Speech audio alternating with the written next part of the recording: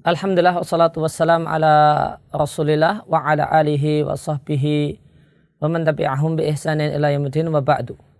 Pemirsa yang berbahagia, dalam kesempatan yang lewat telah kita sampaikan bahasanya di antara bacaan perlindungan yang selayaknya dibaca oleh orang tua, kakek dan nenek untuk anaknya, putra-putrinya ataukah cucu-cucunya adalah bacaan yang Nabi tuntunkan ketika beliau memohonkan kepada Allah Subhanahu wa taala perlindungan untuk cucunya Hasan dan Husain, yaitu kalimat u'idzukum bi kalimatillahi tammah min kulli syaitanin wahamah wa min kulli ainin lamah.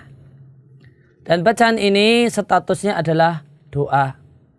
Oleh karena dia statusnya doa, maka untuk membacanya tidak disyaratkan anak yang dimaksudkan itu ada di hadapan orang yang membacanya. Oleh karena itu tidak disyaratkan anaknya perlu dihadirkan misalnya. Sehingga bacaan ini bisa tetap dibaca meskipun orang tua dalam keadaan di rumah ataukah bepergian. Dan bacaan tersebut bisa dibaca di berbagai kesempatan, misalnya dibaca berbarengan dengan saat zikir pagi petang misalnya. Di samping bacaan u'idzukum bi kalimatillahi tammah min kulli syaitanin wahamah wa min kulli ainin lamah, maka di antara bacaan perlindungan yang bisa dimanfaatkan dan dipakai oleh orang tua untuk memohonkan perlindungan anaknya, putra-putrinya, ataukah cucunya adalah menggunakan surat Al-Falaq dan surat An-Nas. Pemirsa yang berbahagia, mungkin ada sebagian yang bertanya-tanya bagaimanakah cara praktis menggunakan surat Al-Falaq dan surat An-Nas sebagai bacaan perlindungan. Apakah dengan cara membacanya apa adanya, qul a'udzu birabbin nas, malikin nas, ataukah bagaimana? Maka jawabannya tidak demikian.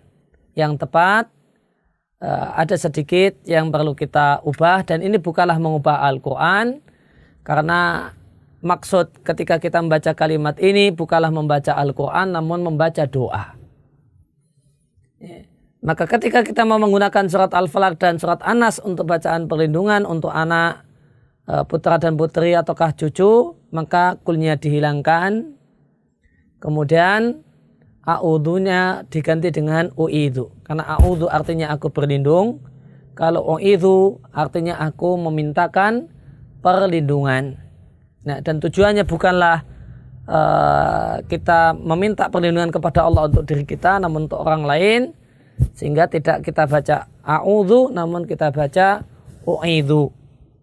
Dan setelah itu siapakah yang menjadi sasaran, siapa yang jadi objek yang kita inginkan agar Allah memberikan perlindungan kepadanya, maka kata gantinya nanti menyesuaikan siapakah yang menjadi tujuan dan sasaran. Sehingga realnya adalah sebagai berikut.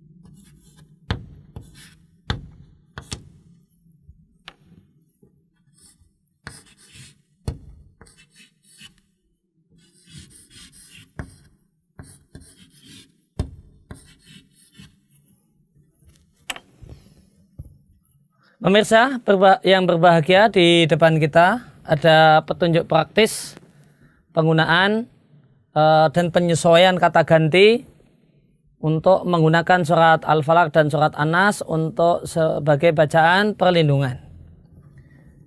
Semisal surat Al-Falaq, maka kita buka dengan u'idzu.